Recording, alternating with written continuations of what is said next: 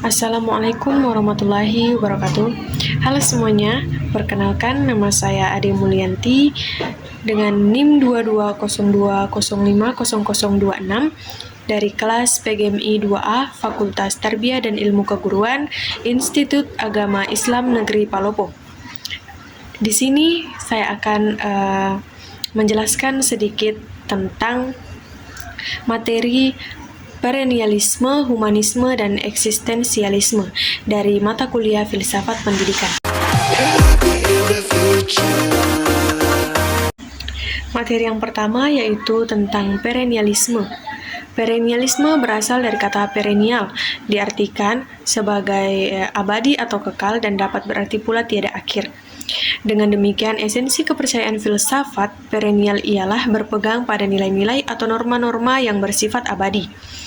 Aliran perennialisme lebih menekankan pada kebenaran, keabadian, keindahan pada warisan budaya. Pendidikan yang menganut aliran ini menekankan pada kebenaran absolut universal yang tidak terikat pada tempat dan waktu. Aliran ini bersifat masa lampau, di mana aliran ini kembali pada nilai-nilai budaya. Adapun peran guru dalam aliran perennialisme ini yaitu lebih dominan, sehingga seorang guru idealnya memiliki kapasitas keilmuan dan keteladanan yang baik, karena bertujuan untuk membantu peserta didik untuk menyimpulkan kebenaran yang lebih tepat. Selanjutnya, yang kedua yaitu humanisme. Secara sederhana, humanisme adalah pemikiran filsafat yang sangat menghargai kapasitas manusia dalam mengukur dan menentukan konsep kebenaran, kebaikan, dan keindahan dalam hidup ini. Humanisme dalam Islam melarang keras mendewakan manusia atau makhluk-makhluk lain, namun tidak juga merendahkan manusia sebagai makhluk yang hina dan berdosa. Humanisme dalam ajaran Islam didasarkan pada hubungan antar sesama manusia, baik itu hubungan sesama muslim maupun dengan umat non-muslim. Tujuan teori humanisme yaitu untuk memanusiakan manusia, sehingga seseorang bisa mengenali dirinya sendiri dengan potensi yang ada dalam dirinya dan diharapkan untuk bisa mengembangkannya. Kemudian ada peranan guru dalam filsafat humanisme ini. Menurut Roger, peranan guru dalam kegiatan belajar peserta didik menurut pandangan teori humanisme adalah sebagai fasilitator yang berperan aktif, yang pertama yaitu membantu menciptakan iklim kelas yang kondusif agar peserta didik bersikap positif terhadap belajar. Kemudian yang kedua, membantu peserta didik untuk memperjelas tujuan belajarnya dan memberikan kebebasan kepada peserta didik untuk belajar.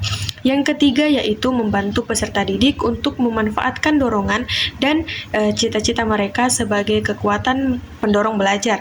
Yang keempat yaitu menyediakan berbagai sumber belajar kepada peserta didik. Dan yang kelima, menerima pertanyaan dan pendapat serta perasaan dari berbagai peserta didik sebagaimana adanya. Nah, yang terakhir yaitu eksistensialisme. Eksistensialisme adalah sebuah ekspresi dari perubahan dan pembaruan dalam dunia filsafat pada masa itu. Eksistensi manusia ditempatkan sebagai tema utama yang menjadi pokok pemikirannya. Semua gejala yang ada pada manusia berpangkal pada eksistensi. Dengan demikian, eksistensialisme pada hakikatnya adalah merupakan aliran filsafat yang bertujuan mengembalikan keberadaan umat manusia sesuai dengan keadaan hidup asasi yang dimiliki dan dihadapinya. Eksistensialisme dalam pendidikan adalah kebebasan manusia dalam upaya menekankan subjektivitas individu. Guru eksistensialis harus mampu menumbuhkan rasa kesadaran diri dan tanggung jawab siswa untuk membuat pilihan pribadi yang signifikan. Hanya siswalah yang mampu menghasilkan definisi dirinya. Mungkin cukup sekian yang dapat saya sampaikan. Saya berharap hasil presentasi yang saya berikan bisa bermanfaat untuk semuanya. Bila merasa ada kekurangan dan kesalahan, saya meminta maaf karena kesempurnaan hanyalah milik Allah Subhanahu wa Ta'ala. Sesuai yang dikatakan oleh Arthur Wesley, orang bijak belajar ketika mereka bisa. orang bodoh belajar ketika mereka terpaksa. Sekian dari saya. Wassalamualaikum warahmatullahi wabarakatuh.